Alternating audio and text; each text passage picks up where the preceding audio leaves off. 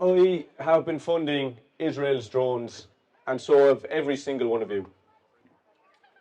Campaign organisation Uplift earlier this year funded independent research into Ireland's military and dual-use trade with Israel, and this is what they found. Over the last couple of years, the Irish government has been funneling millions of euro into purchasing Israeli military drones from IDF-linked companies like Elbit Systems and Aeronautics Defence Industries. In the case of Aeronautics Defence Industries, we still, right now, today, have active contracts with them for support and maintenance expertise on those drones. So we have to ask ourselves, why are we paying Israeli arms companies for drones and drones expertise? What makes them such experts? And sadly, we all know the answer to that. In every single video we see coming out of Gaza, we hear those very same drones buzzing in the background. Israeli weapons companies have made an enormous industry out of selling what they call battle-tested weapons. Battle-tested weapons means that they have turned Gaza into a laboratory for weapons that they then ship to governments like ours who purchase them.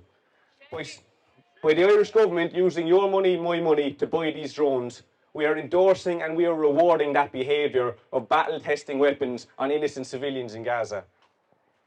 Micheál Martin, his Department of Defence last year spent over €250,000 on this Aeronautics Defence Industries contract, and he has not turned it up. In fact, he's done the opposite. In 2024, in the first quarter alone, we can see that he's more than doubled that contract to over €500,000. I don't want to hear another word out of Micheál Martin's mouth about Gaza or Palestine or how it makes him feel as a human being. Rip up those contracts now, and we'll talk to you then.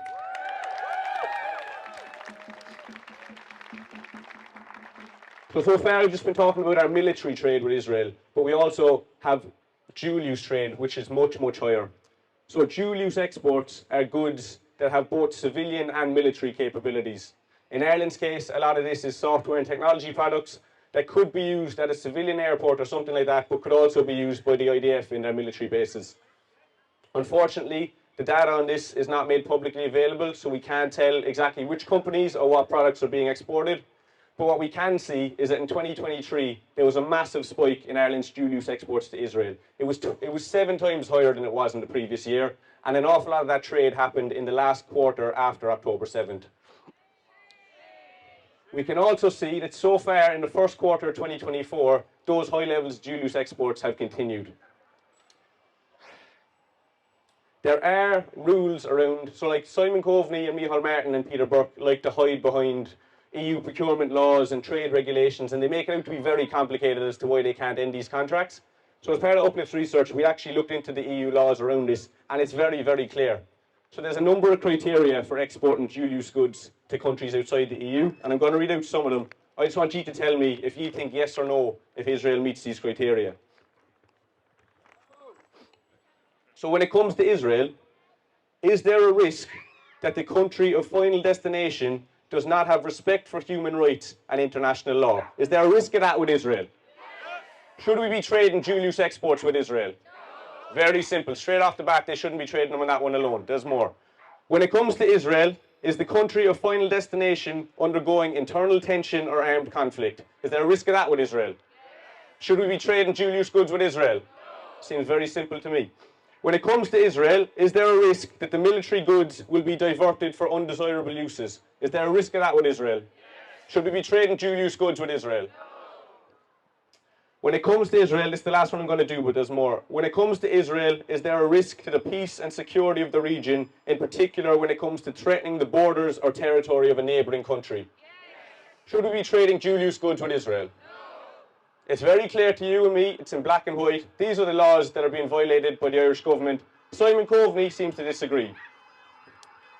Like I said, we have national laws and EU laws that already state this very clearly. But in February of this year, Simon Coveney said that after investigation from his Department of Trade and Micheál Martin's Department of Foreign Affairs, they see that Israel meets all 8 of the required criteria, and there's no reason that we should stop dual-use trade with Israel.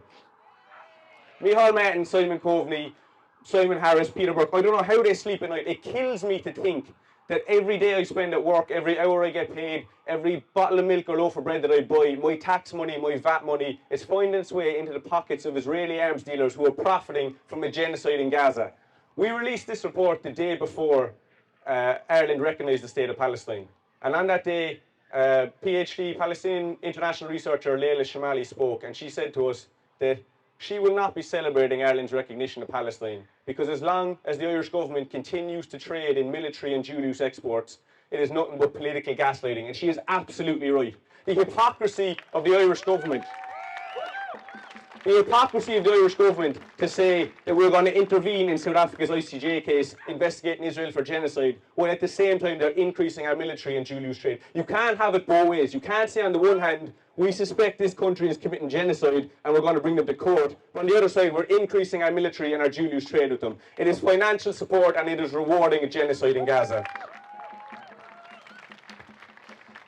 The Irish government should be leading the charge for arms embargoes internationally. That's what needed. We need all countries to stop trading in arms with Israel. We need to stop financially supporting Israel's war machine. Arms embargo now.